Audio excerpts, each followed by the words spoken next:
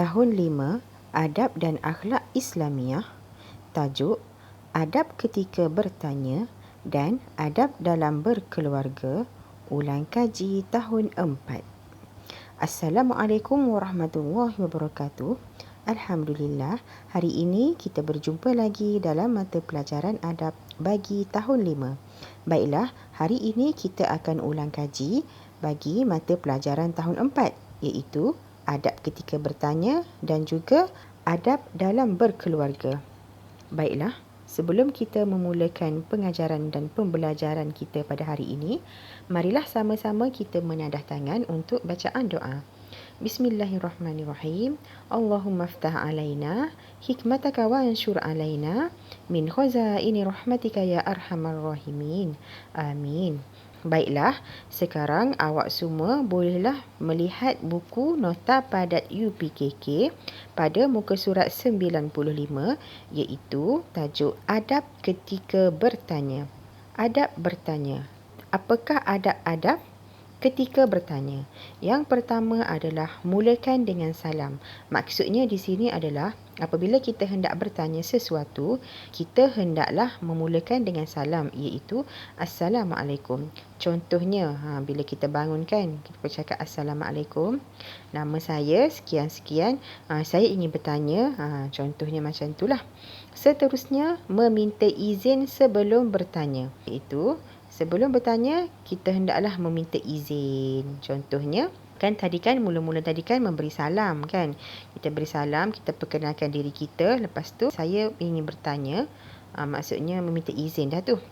Seterusnya, bertanya dengan muka yang manis. Maksudnya di sini, bila awak tengah bertanya tu, hendaklah dengan senyum. Janganlah bertanya tetapi muka awak tu muka masam, macam muka garang. Tak bolehlah, sebab kita kan nak bertanya. Kita kan macam nak dapatkan jawapan daripada orang tu kan. Jadi, kita mestilah dengan muka yang senyum. Seterusnya, menggunakan bahasa yang baik dan teratur. Maksudnya di sini tak bolehlah guna perkataan yang kesat, perkataan yang tak baik. Kena gunakan perkataan-perkataan yang baik. Okey, seterusnya ucapkan terima kasih selepas bertanya. Maksudnya bila kita dah bagi salam tadi, bila kita dah minta izin kan, kita mengakhiri pertanyaan tu dengan terima kasih, kan. Seterusnya, bertanya dengan bahasa yang mudah difahami. Maksudnya bila awak bertanya tu, jangan macam panjang sangat. Jadi tak tahu dah mana satu soalan, mana satu macam penerangan. Bertanya tu dengan soalan yang padat, kiranya yang ringkas lah, tak perlulah nak panjang-panjang. Seterusnya, bertanya pada masa yang sesuai. Adab bertanya yang terakhir sekali adalah bertanya pada masa yang sesuai. Kiranya bila dibuka soalan barulah kita bertanya. Janganlah apabila orang di hadapan tengah bercakap, tiba-tiba kita angkat tangan nak bertanya. Sedangkan dia tengah menerangkan sesuatu ataupun tengah membahaskan sesuatu kan. Jadi apabila tiba sesi soal jawab, barulah kita boleh bertanya. Okey, seterusnya adalah perkara yang dilarang ketika bertanya. Apa dia yang dilarang? Yang dilarang ni adalah yang tidak boleh buat lah. Yang pertama, tidak memberi salam. Ini macam berlawanan dengan adab bertanya tadilah. Maknanya, awak tanya tu awak tak bagi salam pun. Awak bangun, awak terus kepada pertanyaan. Jadi tak elok lah kan. Sebab kita kenalah mengamalkan adab-adab. Sebabnya, Allah dan Nabi Muhammad SAW pun amat mementingkan adab dan akhlak Islamiah ni dalam diri seseorang Muslim. Yang kedua, bertanya dengan panjang lebar. Kita kena elakkan jugalah macam yang Ustazah cakap tadi. Kita tanya dengan soalan yang ringkas sahaja. Tak perlu panjang sangat sampai orang tu pun tak faham apa yang kita nak sebenarnya. Yang ketiga, bertanya dengan menggunakan bahasa kasar. Macam yang tadilah kan, berlawanan dengan tadi. Tak boleh guna bahasa kasar. Seterusnya, bertanya dengan tidak ikhlas. Contohnya kita bertanya tu macam memek muka kita tu macam main-main. Macam kita macam nak bergurau, macam nak mempersendakan orang kan. Jadi kita tanya tu mestilah soalan yang serius, soalan yang betul-betul tak ditanya lah. Okey. Lagi perkara yang dilarang, tidak mengucapkan terima kasih. Bila kita bertanya, kita tak cakap pun terima kasih akhir sekali tu. Okey, dan akhir sekali bertanya pada masa yang tidak sesuai. Macam tadilah. Yang Ustazah bagi tahu kan, masa dia tengah bercakap, masa itulah awak nak bertanya. Okey, seterusnya faedah mengamalkan adab bertanya. Faedah ni baik ke buruk? Faedah ni adalah baik kan. Ustazah selalu memperingatkan di dalam kelas awak. Faedah apa? Faedah baik, akibat buruk, hikmah baik. Kita selalu dah ulang benda tu dalam kelas supaya awak tidak tertukar antara faedah dengan akibat. Okey, faedah dia tidak sesat jalan. Bila kita bertanya, kita tidak akan sesat jalan lah sebab kita dah dapatkan jawapan tu kan. Jadi kita pun dah dapat dah ilmu tu. Yang kedua, tercapai hajat. Kiranya bila kita bertanya, bila kita dapat jawapan tu, dah tercapailah hajat kita untuk mengetahui sesuatu tu. Yang ketiga, dapat menyelesaikan masalah. Masalah kita pun akan selesai. Yang keempat, ramai kenalan. Maksudnya kita akan mendapat ramai kawan sebab bila kita bertanya, orang akan nampak kita ni macam seorang yang suka bercakap lah kan, seorang yang peramah. Jadi ramailah akan kawan dengan kita. Okey, seterusnya disukai rakan dan masyarakat. Masyarakat dan rakan akan suka pada kita. Dan akhir sekali dikasihi oleh Allah dan Rasul. Ialah mesti Allah dan Rasul akan sayang kepada kita, akan kasih kepada kita sebab kita ni bukanlah seorang yang macam yang sombong kan. Bila tak tahu tak nak tanya. Jadi memang Allah dan Rasul pun dah memang ajar kita apabila tidak tahu sesuatu, kita hendaklah bertanya. Kalau tidak, kita akan jahil lah sampai bila-bila. Okey, seterusnya akibat tidak beradab ketika bertanya. Akibat ni adalah buruk. Akibat tidak beradab yang pertama, sesat jalan. Ini adalah berlawanan dengan faedah tadi. Yang kedua, mendapat susah. Yang ketiga, akan menghadapi masalah. Yang keempat, dibenci oleh masyarakat. Yang kelima, menyusahkan diri sendiri. Maknanya bila kita tak bertanya, menyusahkan diri sendirilah sebab kita akan sesat. Kita akan tak tahu apa-apa. Orang lain semua dah tahu. Kita je tak tahu. Nanti kita seorang yang macam dalam dunia sendiri. Kita buat tu jadi salah. Sebab kita tak bertanya. Seterusnya dibenci oleh Allah dan Rasulullah. Okey, akhir sekali adalah hikmah mengamalkan adab bertanya. Hikmah ni adalah kebaikan. Yang pertama, dipermudahkan hajat. Kebaikan dia, hajat kita tu jadi mudah lah. Yang kedua, luas ilmu pengetahuan. Bila kita bertanya, kita akan mendapat banyak ilmu baru. Yang ketiga, mengeratkan hubungan silaturahim. Mengeratkan hubungan silaturahim sebab kan kita mengamalkan adab-adab bertanya tu kan. Contohnya kita tanya dalam keadaan muka yang manis, ucapkan terima kasih, bertanya dengan bahasa yang mudah difahami. Jadi itu akan membuatkan orang senang dengan kita. Orang sekeliling senang dengan kita dan akan berkawan dengan kita. Okey, seterusnya maruah kita akan terjaga. Ialah bila kita mengamalkan adab bertanya, jadi orang pun mesti cakap dekat kita, bagusnya dia ni kan beradab. Macam tu. Dan akhir sekali melahirkan suasana yang harmoni. Okey, jadi kesimpulannya di sini, kita mestilah amalkan adab bertanya kepada semua tanpa mengira agama, bangsa, pangkat dan umur. Maksudnya, kalau orang Melayu, janganlah macam tanya orang Melayu sahaja. Dah kalau orang berlainan bangsa dengan kita kan, yang mengetahui sesuatu tu, dia ada ilmu tentang sesuatu tu, kita tanyalah dia. Ni janganlah kita macam nak berkawan dengan kaum kita sendiri sahaja. Kita kena jagalah perpaduan negara kita di Malaysia ini. Okey. Seterusnya kita akan tajuk yang kedua iaitu adab dalam berkeluarga. Okey, adab dengan orang tua. Apa dia? Kena memberi salam dan bersalaman apabila berjumpa. Kena bagi salam, kena bersalam apabila berjumpa dengan orang yang lebih tua daripada kita. Yang kedua, mengucup tangan mereka ketika bersalam. Mengucup ni maksudnya mencium. Kiranya ciumlah tangan ibu ayah kita bila bersalam, bukannya berjabat tangan je kan, bersalam je. Kena cium tangan. Yang ketiga, tidak menengking mereka.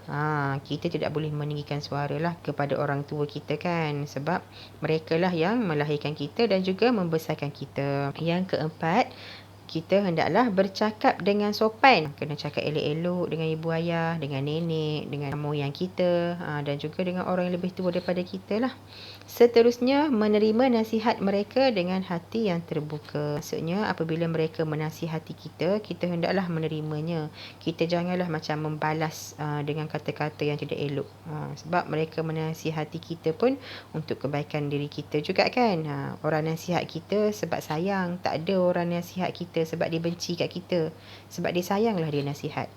Okey, seterusnya memanggil dengan panggilan yang sesuai. Contohnya, ayah kita panggil ayah ke, bapa ke, dan ibu kita panggil ibu atau mama.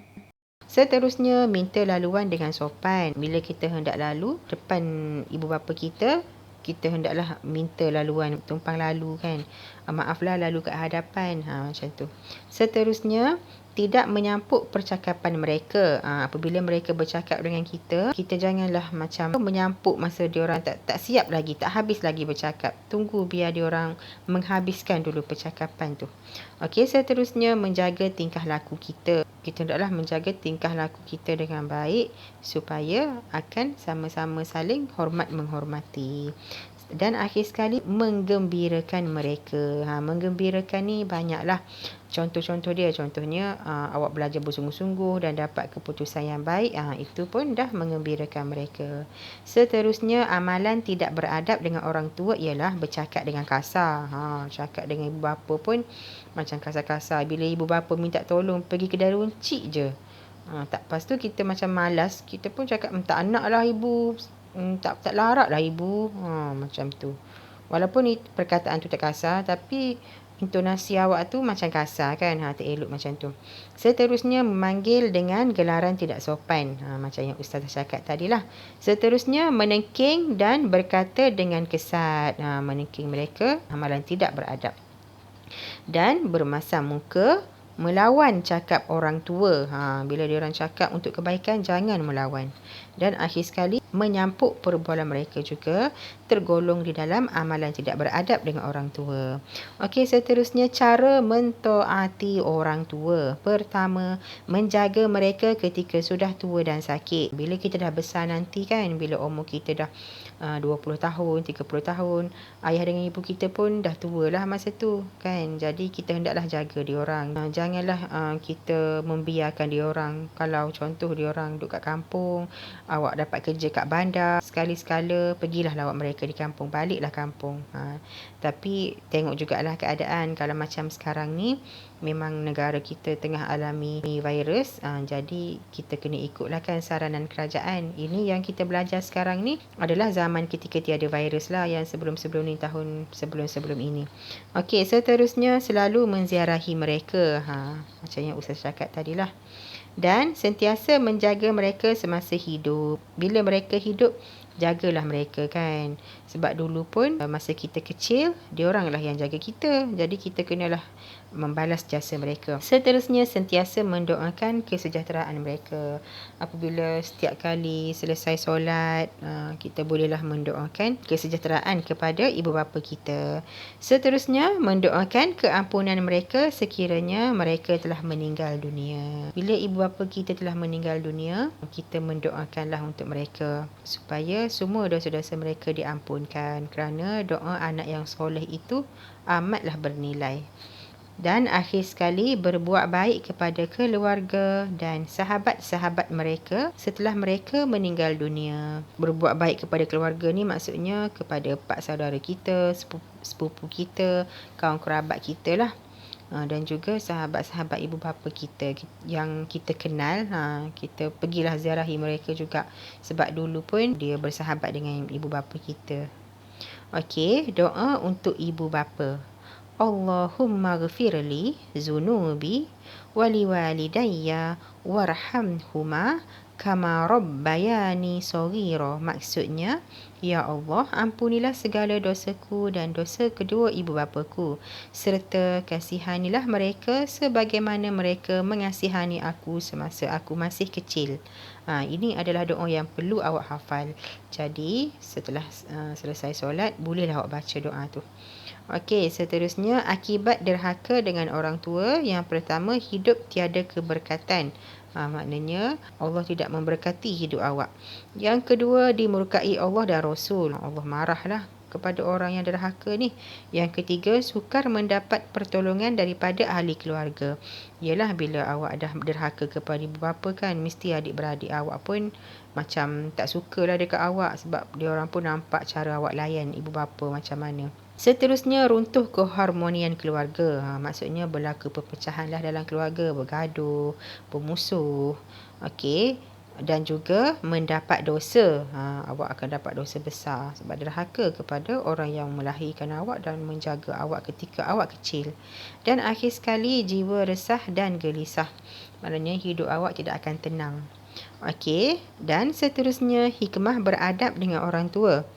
Yang pertama, diberi ganjaran pahala. Kalau awak beradab dengan orang tua awak, Allah akan bagi awak pahala yang sangat banyak. Yang kedua, jiwa awak tenang dan tenteram. Yang ketiga, hidup bahagia di dunia dan di akhirat. Maksudnya awak akan mendapat kebahagiaan hidup di dunia dan juga selepas awak meninggal nantilah, iaitu di akhirat. Okey, lagi persaudaraan bertambah kukuh. Maksudnya hubungan kekeluargaan tu akan menjadi rapat. Dan disayangi keluarga dan masyarakat. Jadi awak akan ada hubungan baiklah dengan keluarga awak, dan juga masyarakat pun akan sayanglah kepada orang-orang yang berbuat baik kepada orang tua ni. Dan akhir sekali, disukai oleh Allah dan Rasul. Okey, kesimpulannya, kita juga perlu bergaul dengan adik-beradik kita secara baik. Sebab adik-beradik kita kan darah daging kita kan, masa kecil-kecil dulu mereka lah kawan kita dalam satu rumah kan. Jadi bila dah besar, bila dah ada kehidupan masing-masing, tanyalah khabar adik-beradik kita, rapatkanlah diri dengan mereka. Okey, jadi Ustazah rasa setakat ini sahajalah pembelajaran kita pada hari ini. Jadi setelah awak selesai mendengar ulang kaji ni, Ustazah akan bagi latihan dekat awak. Jadi Ustazah harap awak dapat jawab latihan itu dengan baik. Baiklah, semoga kita berjumpa lagi. Assalamualaikum warahmatullahi wabarakatuh.